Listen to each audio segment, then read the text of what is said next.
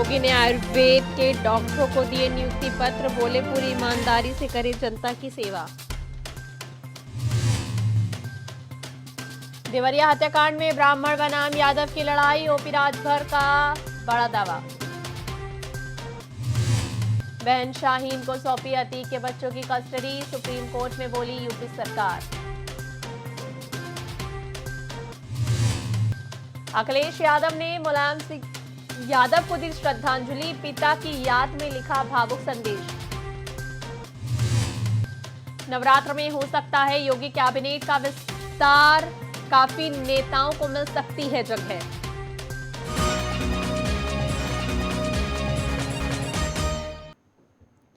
नमस्कार, स्वागत है आपका इंडिया वॉच में। आपके साथ मैं हूं श्रेया कश्यप।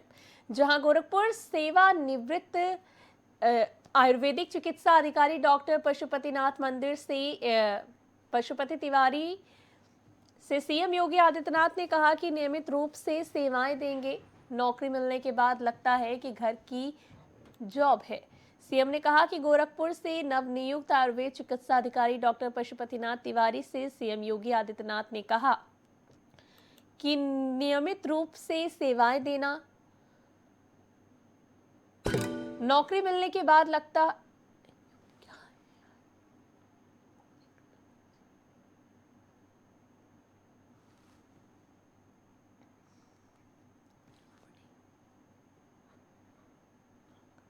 आयुष श्रीमती लीना जौहरी जी, आयुष विभाग के मंत्री श्री दयाशंकर मिश्र दयालु जी, प्रदेश के मुख्य सचिव श्री दुर्गा शंकर मिश्र जी, प्रमुख सचिव आयुष श्रीमती लीना जौहरी जी, आज के इस कार्यक्रम में उपस्थित माननीय जनप्रतिनिधिगण, अध्यक्ष अधीनस्थ सेवा चयन आयोग श्री प्रवीण कुमार जी, आयुष विभाग के सभी अधिकारीगण, नवचयनित की प्रक्रिया के संपन्न होने और 393 होम्योपैथ फार्मासिस्ट के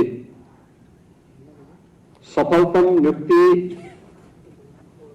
होने के उपरांत आज नियुक्ति पत्र वितरण के अवसर पर मैं आप सभी नवचयनित होम्योपैथ फार्मासिस्ट को प्रदेश शासन की ओर से हृदय से बधाई देता हूं। उत्तर प्रदेश अधीनस्थ सेवा चयन आयोग को इस पूरी प्रक्रिया को पारदर्शी तरीके से संपन्न करने के लिए हृदय से धन्यवाद भी देता हूं। हम सब जानते हैं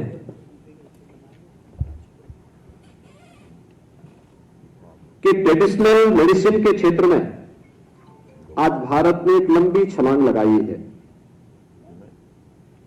विगत 9.5 वर्ष के अंदर प्रधानमंत्री मोदी जी के नेतृत्व में भारत की यात्रा शानदार तरीके से आगे बढ़ रही है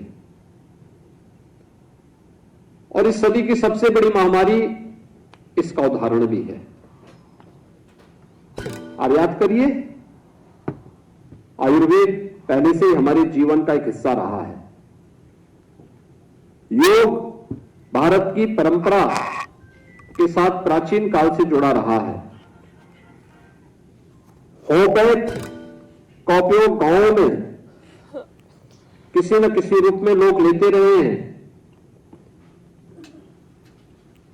देश के कुछ क्षेत्रों में आयुष के बारे में होम्योपैथ की हो, सिद्धा की हो, यूनानी की हो, इन सभी विधाओं के बारे में लोगों के मन में एक जिज्ञासा भी रहती थी।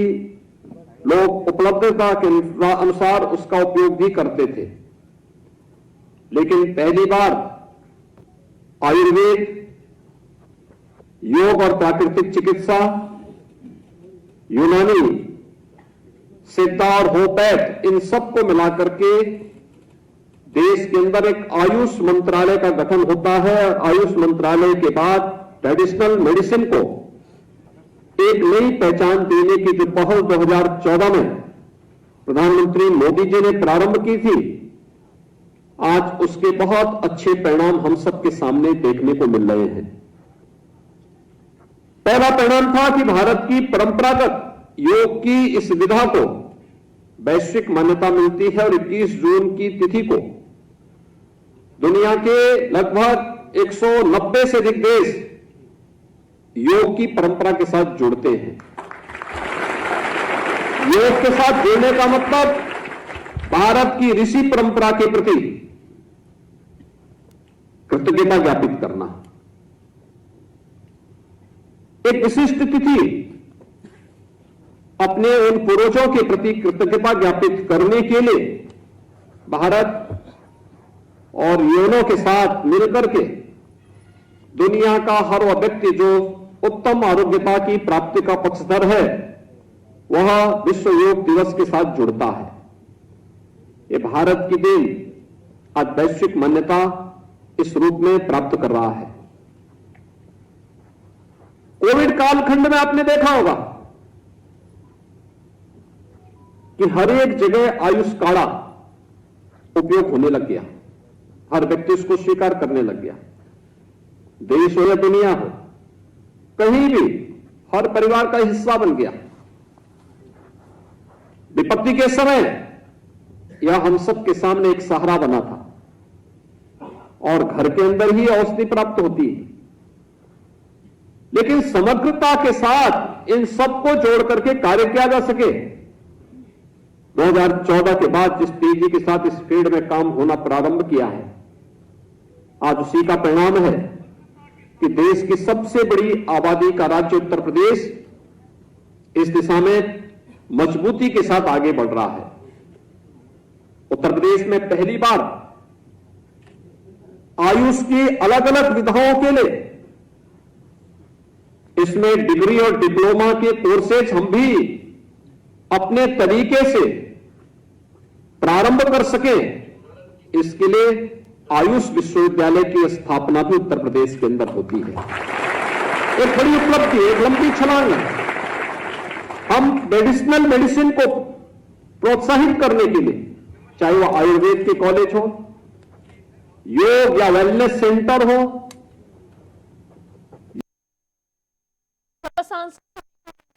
जातिगत बड़ा उन्होंने मंगलवार को कहा कि जाति गणना से मुसलमानों और पिछड़ों को बहुत फायदा होगा। बिहार की जाति आधारित रिपोर्ट सामने आने के बाद सियासी बवंडर मचा है।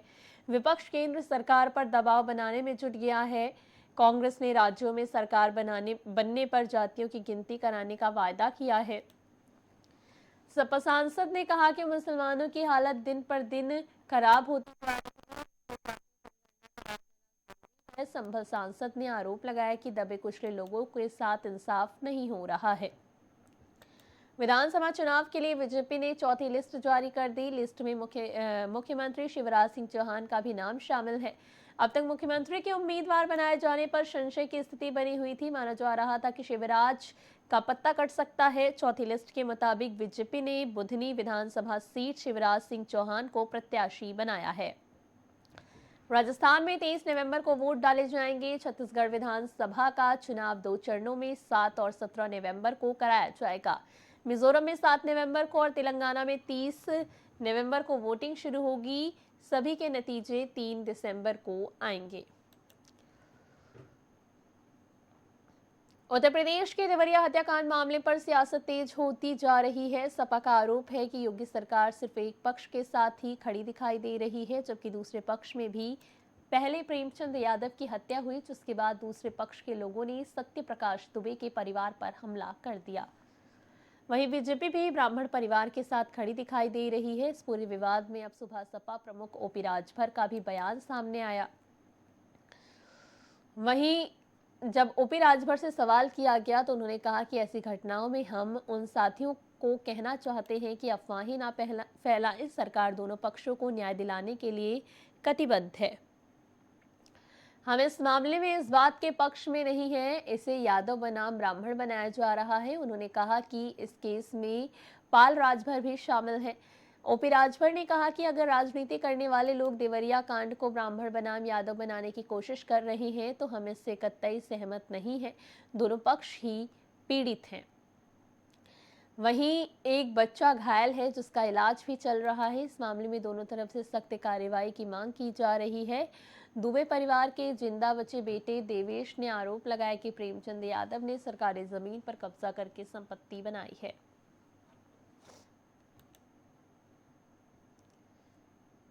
एक महिला ने ऐसा दिमाग लगाया कि उसने अपने पति को मुर्दा साबित कर एलआईसी से 15 लाख रुपए की ठगी कर ली। पत्नी को पैसे की जरूरत थी, इसलिए उसने इस तरह का प्लान बनाया। हालांकि इस धोखाधड़ी के मामले में लहेरी थाने की पुलिस ने सोमवार की शाम आरोपी महिला को गिरफ्तार कर लिया। महिला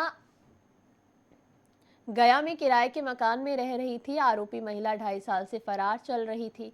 महिला की गिरफ्तारी के बाद मामले का खुलासा हुआ। ये घटना 4 अप्रैल 2021 की है। उस समय एलआईसी के तत्कालीन शाखा प्रबंधक सुरेश कुमार सैनी ने धोखाधड़ी की घटना की शिकायत लहेरी थाने में दर्ज कराई।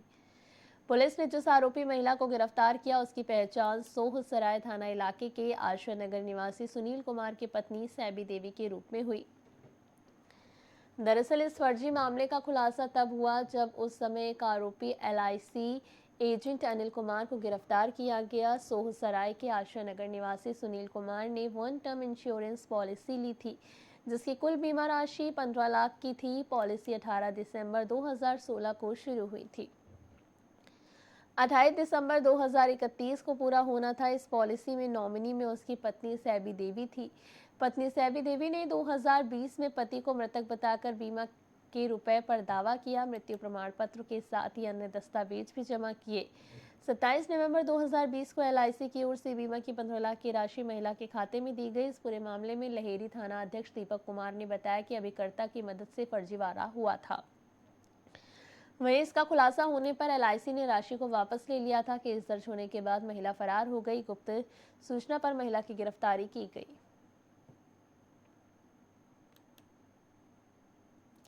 क्या आपके फोन पर भी इमरजेंसी अलर्ट का मैसेज आ रहा है, वो भी लंबे बीप के साथ?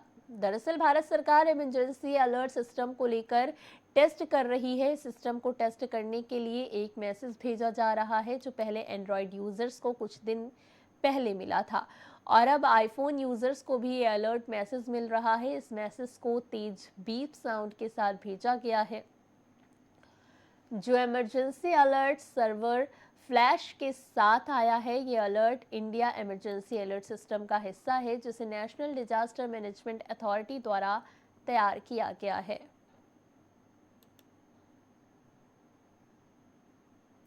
सुप्रीम कोर्ट ने बाहुबली अतीक अहमद को नाबालिग बच्चों की कस्टडी से जुड़े मामले पर मंगलवार को निपटारा कर दिया। अतीक की बहन शाहीन ने बाल सुधार गृह में रह रहे दोनों बच्चों की कस्टडी मांगते हुए याचिका दाखिल की थी। यूपी सरकार ने कोर्ट को बताया कि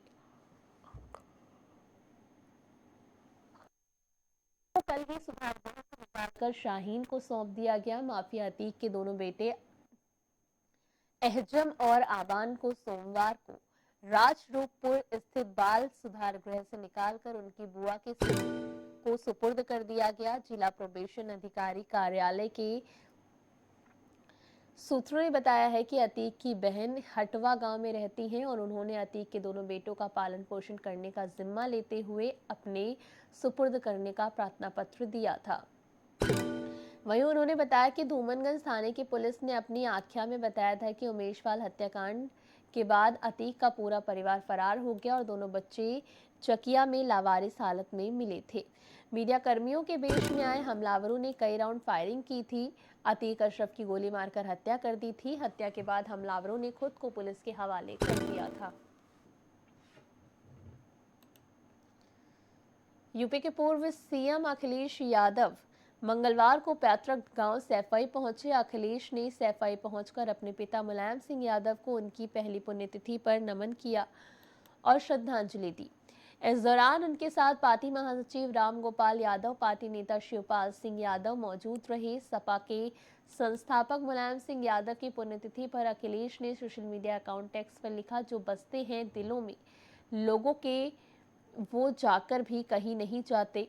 आपके सिद्धांतों और प्रयासों को नमन करते हुए उन्हें और साकार और सार्थक करने की वचनबद्धता के साथ श्रद्धांजलि। सपा संस्थापक और उत्तर प्रदेश के मुख्यमंत्री रह चुके मुलायम सिंह यादव का पिछले साल 10 अक्टूबर को बीमारी के चलते निधन हो गया था। सपा कार्यकर्ता अपने अपने जिलों में सपा संस्थापक को श्रद्धांजलि दे रहे थे। उत्तर प्रदेश के मुख्यमंत्री योगी आदित्यनाथ ने भी सपा के संस्थापक और पूर्व रक्षा मंत्री मुलायम सिंह यादव की पुण्यतिथि पर उन्हें श्रद्धांजलि दी थी।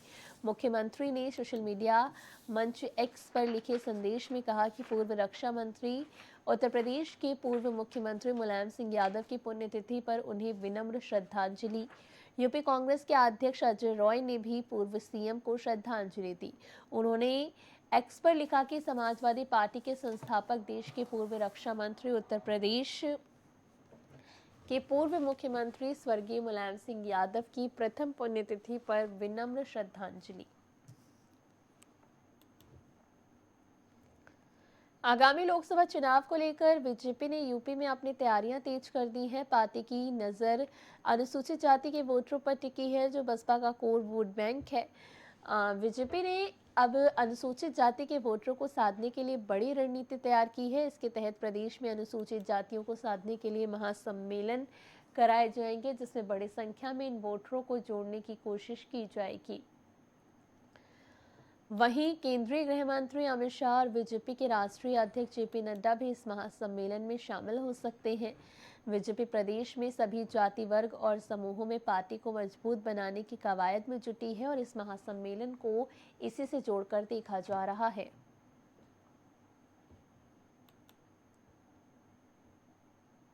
उत्तर प्रदेश कैबिनेट के विस्तार की सुगबुगाहट तेज हो गई है। चर्चा है कि नवरात्र में योगी कैबिनेट का विस्तार किया जाएगा। हालांकि किसी बड़े फेरबदल की उम्मीद नहीं की जा रही है।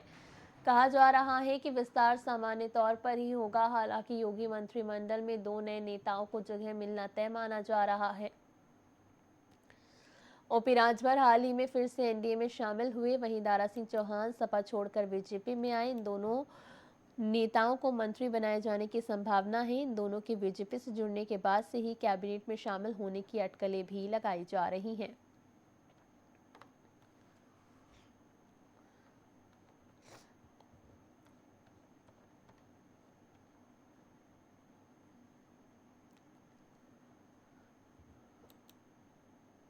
सपा के संस्थापक मुलायम सिंह यादव की आज 10 अक्टूबर को पहली पुण्यतिथि है। पूर्व सीएम की पुण्यतिथि पर सपा प्रदेश भर में कई कार्यक्रम कर रही है। उनके पैतृक गांव सैफई में एक श्रद्धांजलि सभा रखी गई, जिसमें खुद अखिलेश यादव और उनके परिवार के लोग शामिल हुए। मुलायम सिंह यादव की यूपी की राजनीति में एक अलग ही पहचान रही। वो जमीन से जुड़े नेता थे, जिसके चलते उन्हें धरती पुत्र भी कहा जाता था। आम लोगों के साथ आत्मीय कनेक्शन और खांटी समाजवाद के प्रतीक मुलायम सिंह को लोग प्यार से नेताजी भी कहते थे। मुलायम सिंह यादव ने यूपी की राजनीति ही बदल के रख दी। उन्होंने छात्र जीवन से राजनीति में कदम रखा और फिर पीछे मुड़कर नहीं देखा। वहीं उनकी माता का नाम मूर्ति देवी और पिता का नाम सुघर सिंह यादव था। मुलायम सिंह यादव अपने 5 भाई बहनों में दूसरे नंबर पर थे। इटावा में पढ़ाई के दौरान उन्हें रहने के लिए जगह नहीं मिली, तो वो कुछ समय तक केकेडीसी कॉलेज के संस्थापक हजारीलाल वर्मा के घर पर ही रहे। साल 1962 में पहली बार देश में छात्र संघ चुनाव का ऐलान हुआ। यहीं से उनकी राजनीति में इच्छा जागी और वो राजनीति में कूद पड़े।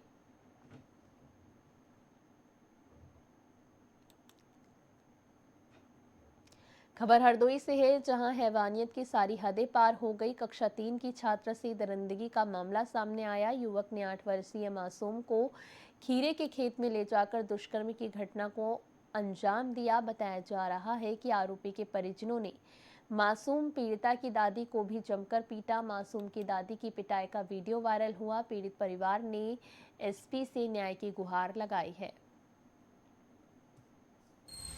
थाना शाहबाद क्षेत्र में एक 8 वर्षीय बच्ची के साथ दुष्कर्म व उसकी दादी के साथ मारपीट का प्रार्थना पत्र प्राप्त हुआ है। इस संबंध में जांच कराई गई है, तो ये भी जानकारी में आया है कि 25 अगस्त को बच्ची के पिता द्वारा गांव के एक व्यक्ति के विरुद्ध मारपीट का अभियोग पंजीकृत कराया गया था और 5 अक्टूबर को बच्ची की दादी द्वारा गांव के कुछ लोगों के विरुद्ध मारपीट का अभियोग पंजीकृत कराया गया था, जिसमें विवेचना प्रस्तुत थी।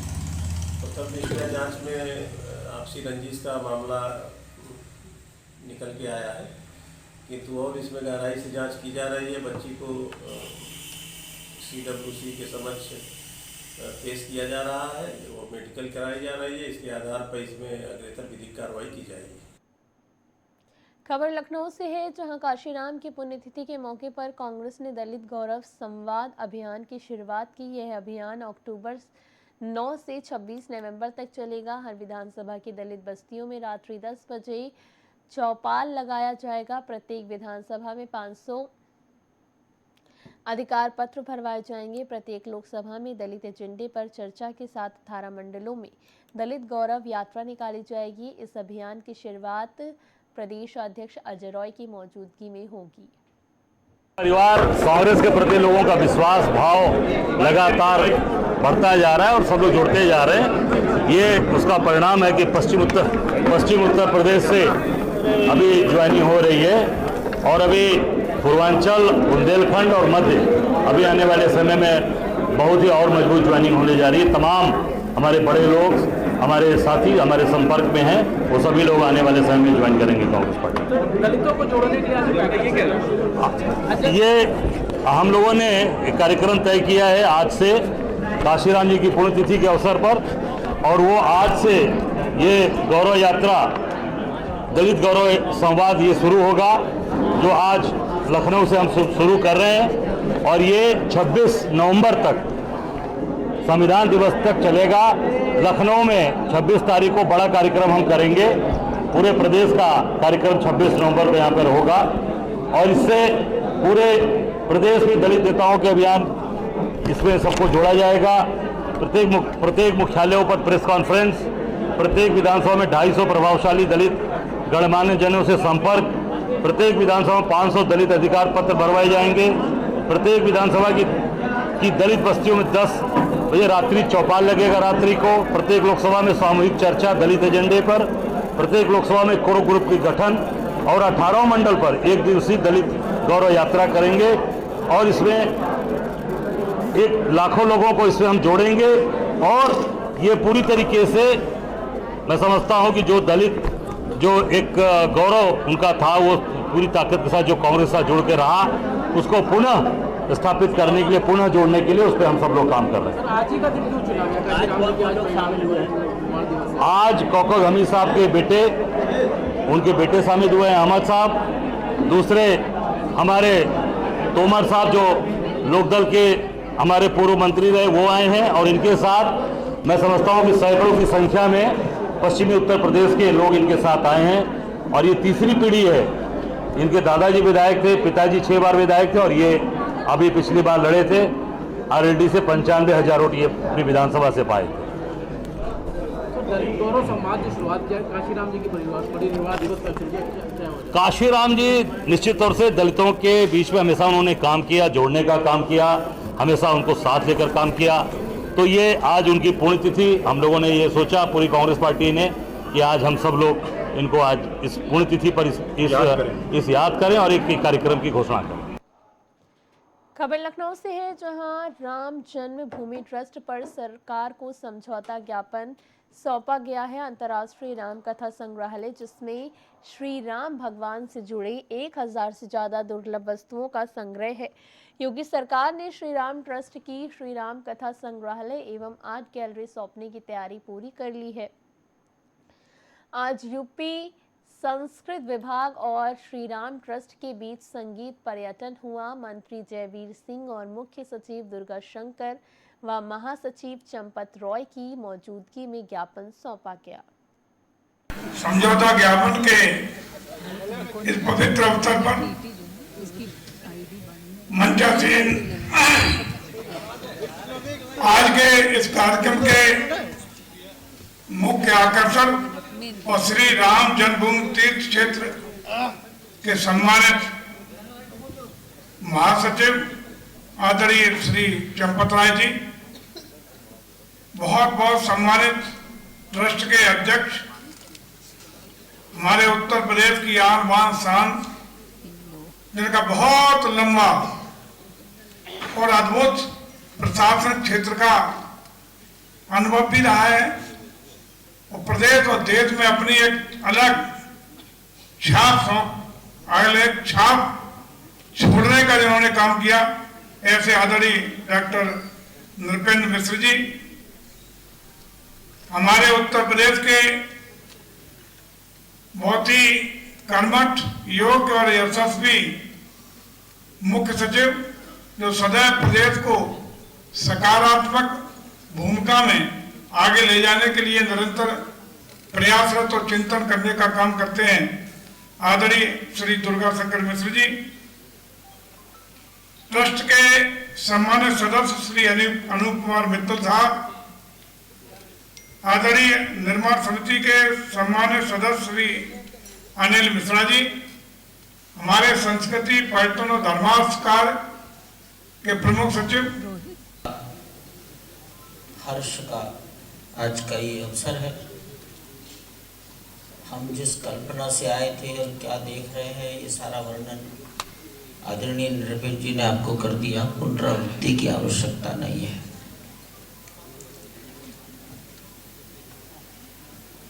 कैसे घटनाक्रम आगे बढ़ा,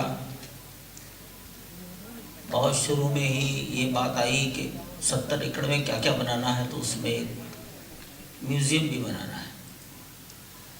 वो सब आपने सुन लिया और स्वाभाविक ही जो जिम्मेदारी स्वीकार की गई है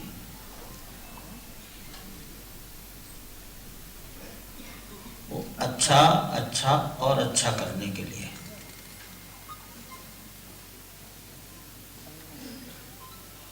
वहां क्या रखा जाएगा, तो 3 वर्षों में जो कल्पनाएं हैं,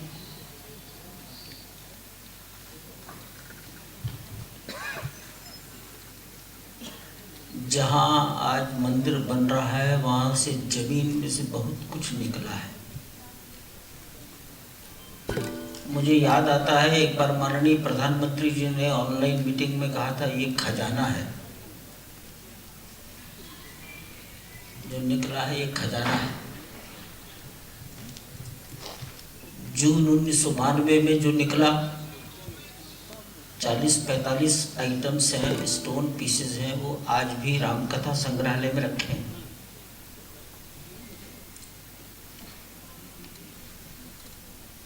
उसके बाद 6 दिसंबर 1992 को निकला लगभग, बिना गिनती के मैं बता रहा हूँ कि शायद 270-280 पीस वो जन्मभूमि पर ही पुलिस कंट्रोल रूम में रखे हैं। एक बड़ा भारी शिलालेख निकला लगभग 5 फीट लंबा, उसको पढ़ा गया। 1154 ईस्वी का है, कन्नौज के राजाओं का। कोर्ट की संपत्ति है, वो भी रखा है। 2003 में उच्च न्यायालय के निर्देश पर जहां आज मंदिर बन रहा है, वहां राडार तरंगों से। ग्राउंड जीरो रिपोर्ट में बस इतना ही। देश और दुनिया की तमाम खबरों के लिए देखते रहिए इंडिया वॉच। नमस्कार।